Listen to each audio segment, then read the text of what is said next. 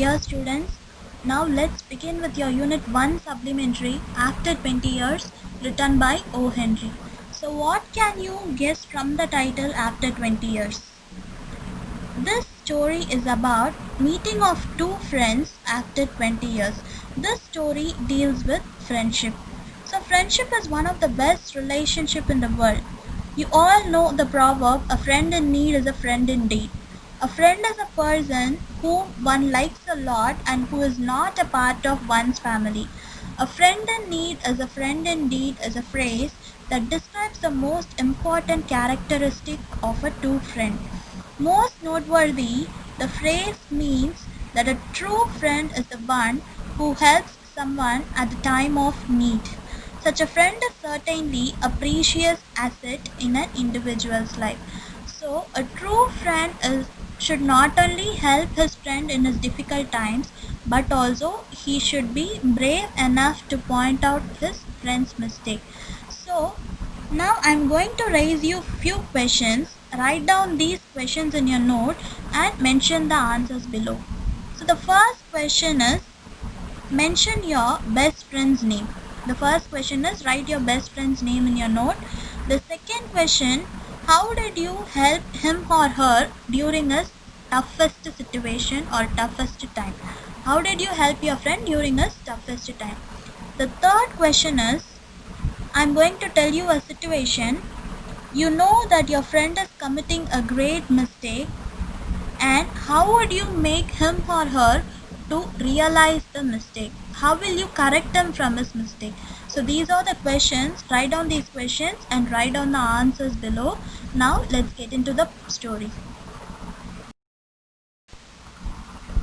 Now let's get some knowledge about the author O. Henry. O. Henry's original name is William Sidney Potter. He lived his life from 1862 to 1910.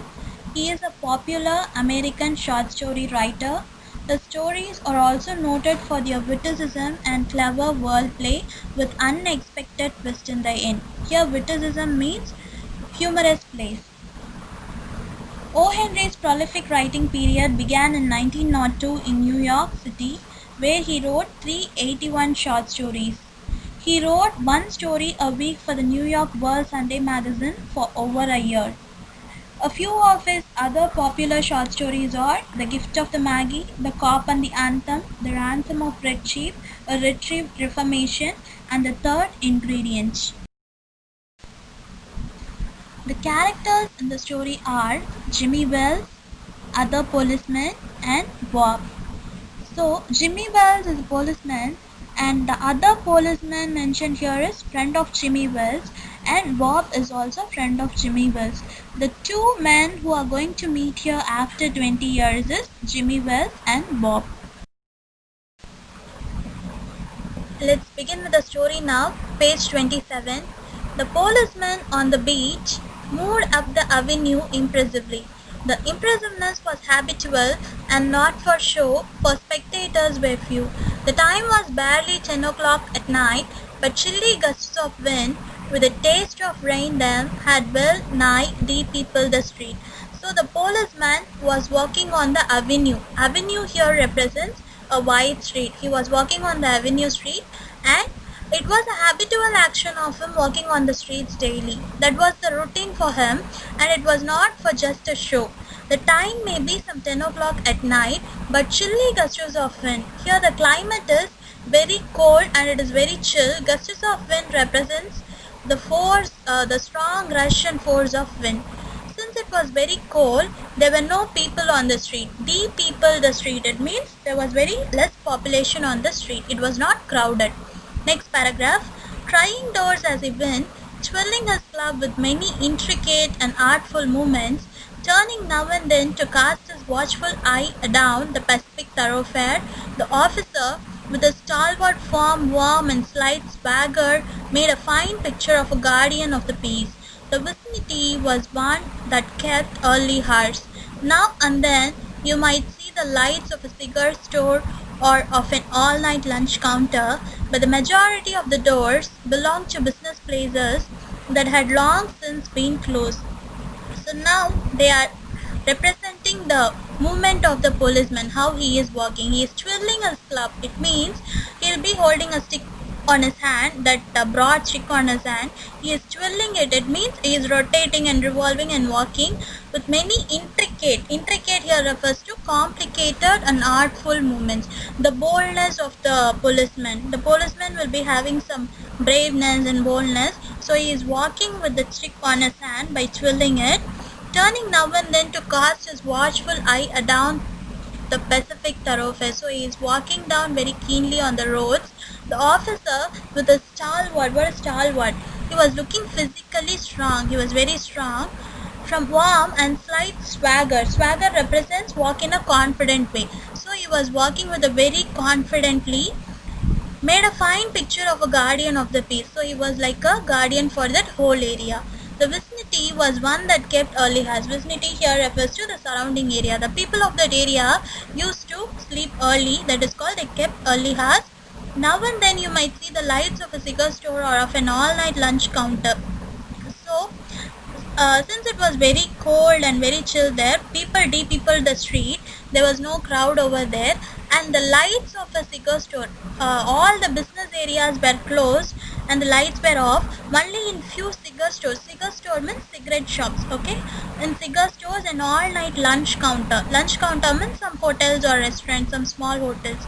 Only in those places lights were on, in all other places the lights were off. Page 28. When about midway of a certain block, the policeman suddenly slowed his walk. In the doorway of a darkened hardware store, a man leaned with an unlighted cigar in his mouth. As the policeman walked up to him, the man spoke up quickly. "It's all right, officer," he said reassuringly. "I'm just waiting for a friend. It's an appointment made 20 years ago. Sounds a little funny to you, doesn't it? Well, I'll explain if you'd like to make certain it's all right. About that long ago, there used to be a restaurant where this store stands, Big Joe's Brady's restaurant. So now the police officer is walking on the Avenue Street, that is a wide street. On the way, he is meeting a man.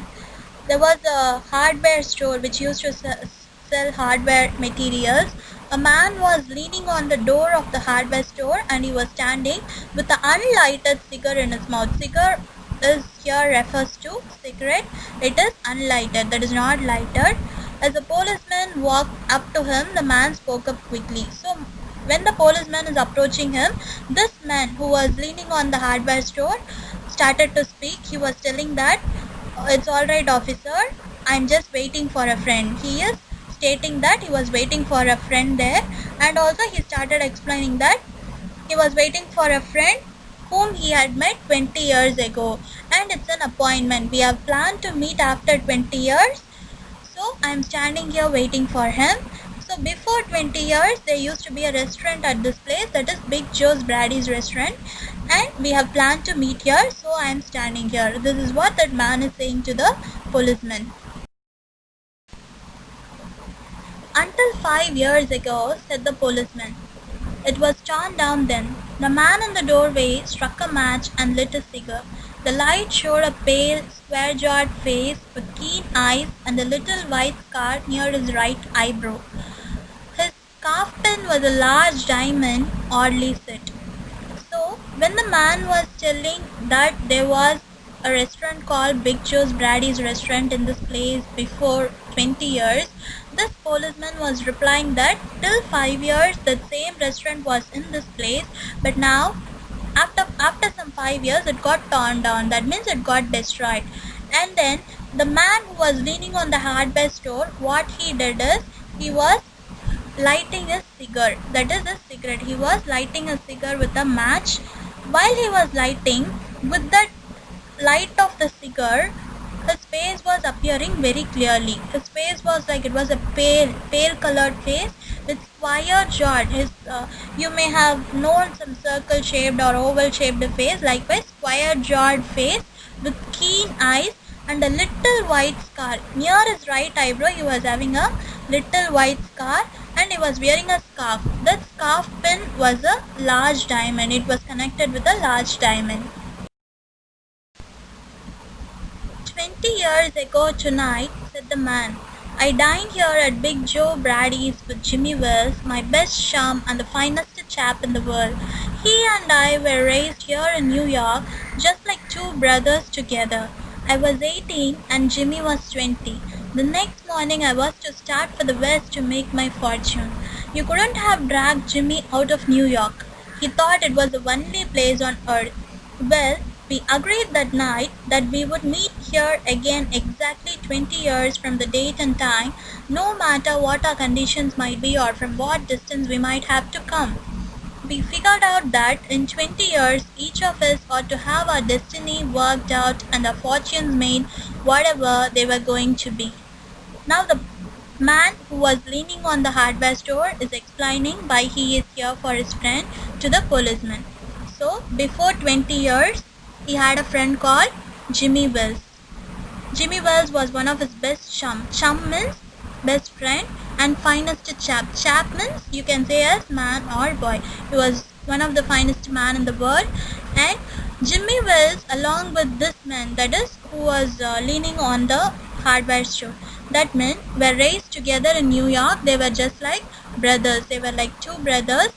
And before 20 years, this man who was leaning on the wall was 18 and Jimmy Wells was 20 years old. And they planned to move to another city.